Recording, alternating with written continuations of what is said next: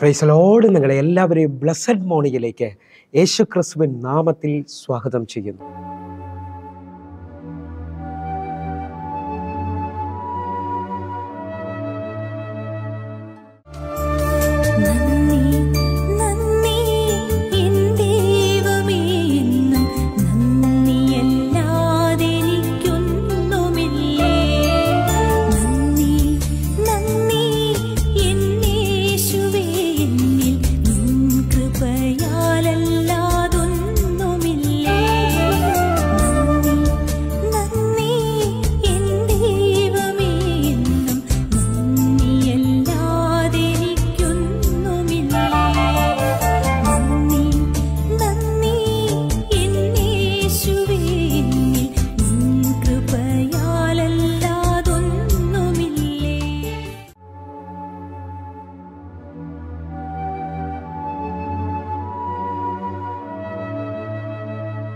പ്രിയരെ, അനുഗ്രഹിക്കപ്പെട്ട ഒരു പ്രഭാതം കൊണ്ട് നമ്മുടെ ജീവിതത്തിൽ അനുവദിച്ചു തന്ന വലിയവനായ ദൈവത്തെ നമുക്ക് ഒരുമിച്ച് ചേർന്ന് നന്ദി പറയാം. എത്ര പേർ പറയും, ഞാൻ നിന്നതല്ല, എൻ്റെ ദൈവം എന്നെ നിർത്തിയതാണ്? ഒന്നുകൂടെ പറഞ്ഞു കഴിഞ്ഞാൽ 2024 മെയ് മാസം 4-ാം തീയതി വരെയും എന്നെയും എൻ്റെ കുടുംബത്തെയും പ്രത്യേകിച്ച് പകർച്ചവ്യാധിയിൽ നിന്നും അനേക പ്രതികൂലത്തിൽ നിന്നും പ്രതിസന്ധിയിൽ നിന്നും കണ്ണിലെ കൃഷ്ണമണി പോലെ സൂക്ഷിക്കുകയും വിടുവിക്കുകയും ചെയ്ത വലിയവനായ ദൈവത്തിന് നന്ദി പറഞ്ഞുകൊണ്ട് ഈ പ്രഭാത ചിന്തയിലേക്ക് നമുക്ക് ഒരുമിച്ച് അടുത്തു വരാം. നമ്മെ ജയാളികളാക്കി തീർക്കുന്ന ദൈവം.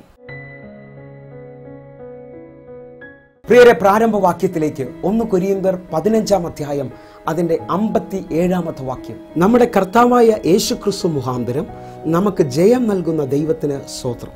ഈ പ്രഭാതത്തിൽ ദൈവം നമ്മോട് ഇടപെടുന്ന അനുഗ്രഹിക്കപ്പെട്ട വചനത്തിനായി നമുക്ക് ഒരുമിച്ച് ചേർന്ന് ദൈവത്തിന് നന്ദി പറയാം. യേശുക്രിസ്തുവിൽ ആശ്രയിക്കുന്ന ഓരോ ദൈവമക്കളെയും ജയാളിയാക്കി വഴി നടത്തുമെന്നുള്ളതാണ് ഈ പ്രഭാതത്തിൽ നാം കേൾക്കുന്നത്. നാം വായിച്ചു കേട്ട വാക്യം പോലെ തന്നെ പൗലോസ് അപ്പോസ്തലൻ 2 കൊരിന്ത്യർ 2-ാം അധ്യായം 14-ാമത്തെ വാക്യത്തിൽ പറയുന്നു, ക്രിസ്തുവിൽ ഞങ്ങളെ എപ്പോഴും ജയോത്സവമായി നടത്തുകയും എല്ലായിടത്തും ഞങ്ങളെക്കൊണ്ട് തൻ്റെ പരിജ്ഞാനത്തിൻ്റെ വാസന വെളിപ്പെടുത്തുകയും ചെയ്യുന്ന ദൈവത്തിന് സ്തോത്രം. നാം ഈ പ്രഭാതത്തിൽ വായിച്ചു കേട്ട 2 വാക്യത്തിലും നമുക്ക് ഉറപ്പായി വിശ്വസിക്കാം, യേശുക്രിസ്തു മുഖാന്തരം ഞാനും നിങ്ങളും നേരിടുന്ന എല്ലാ പ്രതിസന്ധിയിലും പ്രതികൂലത്തിലും നമുക്ക് ജയം തരുന്ന ഒരു ദൈവമുണ്ട്. ഒന്നുകൂടെ പറഞ്ഞു കഴിഞ്ഞാൽ യോഹന്നാന്റെ സുവിശേഷം 16-ാം അധ്യായം അതിൻ്റെ 33-ാമത്തെ വാക്യം, നിങ്ങൾക്ക് എന്നിൽ സമാധാനം ഉണ്ടാകേണ്ടതിന് ഇത് നിങ്ങളോട് സംസാരിക്കുന്നു. ലോകത്തിൽ നിങ്ങൾക്ക് കഷ്ടമുണ്ട്, എങ്കിലും ധൈര്യപ്പെടുവിൻ, ഞാൻ ലോകത്തെ ജയിച്ചിരിക്കുന്നു എന്ന് പറഞ്ഞു. പ്രിയരെ, നാം വായിച്ചു കേട്ട വാക്യപ്രകാരം ഈ പ്രഭാതത്തിൽ കണ്ണുനീരിലും കഷ്ടത്തിലുമായിരിക്കുന്ന ഓരോ ദൈവത്തിലും തിരിച്ചറിയേണ്ടത്, ഈ ലോകത്തിലെ മുഴുവൻ കഷ്ടങ്ങളെയും ജയിച്ച ഒരു വലിയ ജയാളിയായ ദൈവത്തെയാണ് ഞാൻ നിങ്ങൾ സേവിക്കുന്നത്. വിശ്വസിക്കാമെങ്കിൽ ഈ പ്രഭാതത്തിൽ നമ്മുടെ കർത്താവ് നമ്മുടെ കണ്ണുനീരെ തുടയ്ക്കാൻ പോവുകയാണ്. യോഹന്നാൻ എഴുതിയ ലേഖനത്തിൽ വ്യക്തമായി നമ്മോട് പറയുകയാണ്. 1 യോഹന്നാൻ അതിന്റെ 4-ാം അധ്യായം അതിന്റെ 4-ാമത്തെ വാക്യം പറയുന്നു, കുഞ്ഞുങ്ങളെ, നിങ്ങൾ ദൈവത്തിൽ നിന്നുള്ളവർ ആകുന്നു, അവരെ ജയിച്ചുമിരിക്കുന്നു. നിങ്ങളിൽ ഉള്ളവൻ ലോകത്തിൽ ഉള്ളവനേക്കാൾ വലിയവനല്ലോ. യോഹന്നാൻ അപ്പോസ്തലൻ ലേഖനത്തിലൂടെ നമ്മോട് ജയത്തിന്റെ രഹസ്യം പറയുകയാണ്.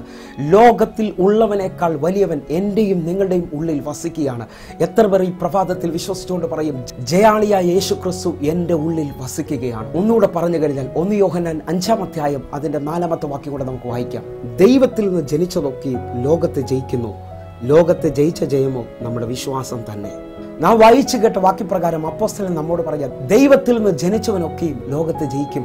ആ ജയം എങ്ങനെയാണെന്ന് ചോദിച്ചാൽ, നാം യേശുക്രിസ്തുവിൽ പൂർണ്ണമായി വിശ്വസിക്കുമ്പോൾ നമുക്ക് ജയമുണ്ട് എന്ന് അപ്പോസ്തലൻ വ്യക്തമായി നമ്മെ പഠിപ്പിക്കുകയാണ്. എപ്പോഴാണ് നമ്മിൽ ജയം വ്യാപരിക്കുന്നത്? എനിക്കും നിങ്ങൾക്കും പകരമായി യേശുക്രിസ്തു കാൽവരി ക്രൂശിൽ മറുവിലയായി എന്ന് പൂർണ്ണ ഹൃദയത്തോടെ വിശ്വസിക്കുന്ന ഒരു ദൈവ പൈതലിന്റെ മേലേക്ക് ജയം കൈമാറ്റപ്പെടുകയാണ്. ഒന്നുകൂടെ പറഞ്ഞു കഴിഞ്ഞാൽ കൊലോസ്യർക്ക് എഴുതിയ ലേഖനം 2-ാം അധ്യായം അതിന്റെ 14-15 വാക്യങ്ങളിലേക്ക്, അതിക്രമങ്ങളൊക്കെയും നമ്മോട് ക്ഷമിച്ച ചട്ടങ്ങളാൽ നമുക്ക് വിരോധവും പ്രതികൂലമായിരുന്ന കൈയെഴുത്ത് മായിച്ച് ക്രൂശിൽ തറച്ച് നടുവിൽ നിന്ന് നീക്കിക്കളഞ്ഞു.